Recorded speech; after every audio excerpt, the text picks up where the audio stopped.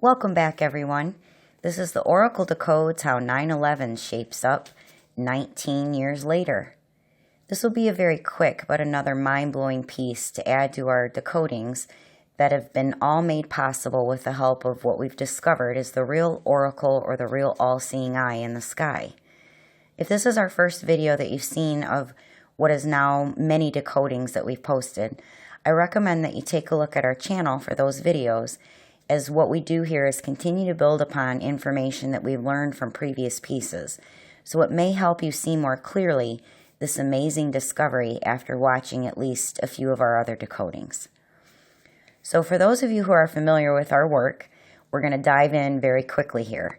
We've queued up a screenshot in Stellarium once again, taking a look at that special place in the sky we've discovered is actually the real secret decoder ring to unlock the real meaning behind the most famous stories on Earth.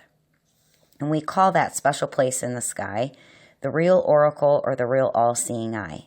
And we're looking up at it from the perspective of someone in what we commonly call America, because, right, that's where the 9/11 event took place.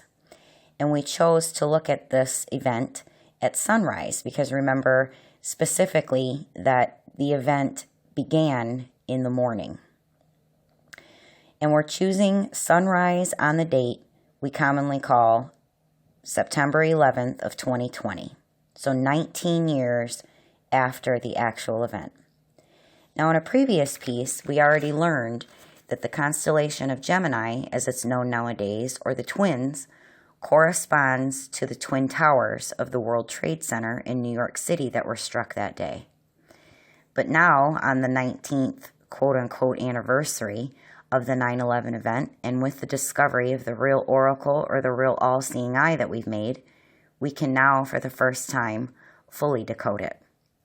When the Twin Towers were struck, that area was then named Ground Zero once the Twin Towers came down. And you can see now why they chose to name it Ground Zero as you take a look at the constellation of Auriga that we've looked at many times before, and by its shape, you can see how the 9/11 scriptwriters imagined for this story Auriga to be shaped like a zero, lined up right in the middle of that special cross of the north-south meridian line and the arc of the ecliptic at sunrise on 9/11. And remember, it was also the Pentagon that was struck on 9/11 as well. And we can see that here Auriga is playing a twin role, being that Auriga is also corresponding to the Pentagon in the 9/11 script as a target.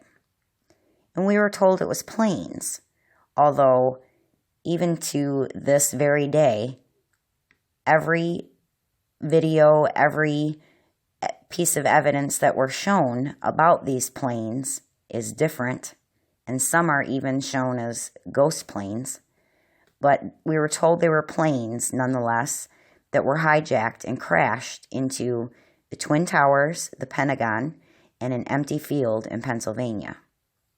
We'll take a look, for starters, at the constellation of Taurus, reimagined by these scriptwriters because of its shape to look like a plane flying head-on, and the constellation of what we nowadays call Monoceros, the unicorn, specifically chosen, I think, by the 9/11 scriptwriters here for this particular plane in the story to crash into an empty field in Shanksville, Pennsylvania, although once again, no plane was ever seen.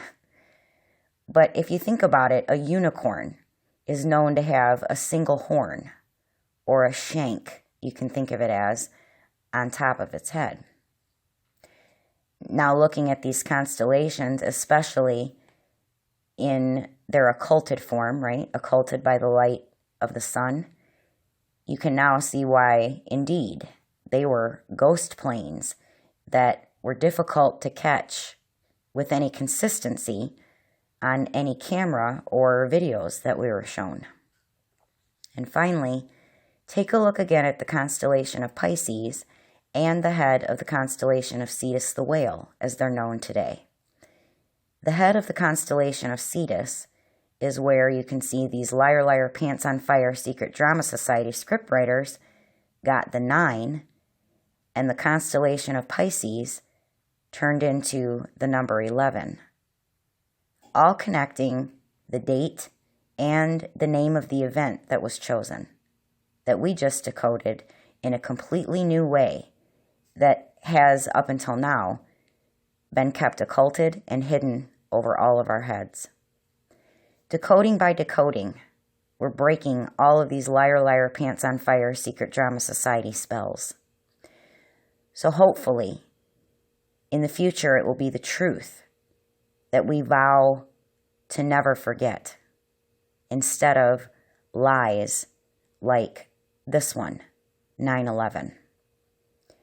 We'll end things here and pick it back up in our next decoding. Until then, be well.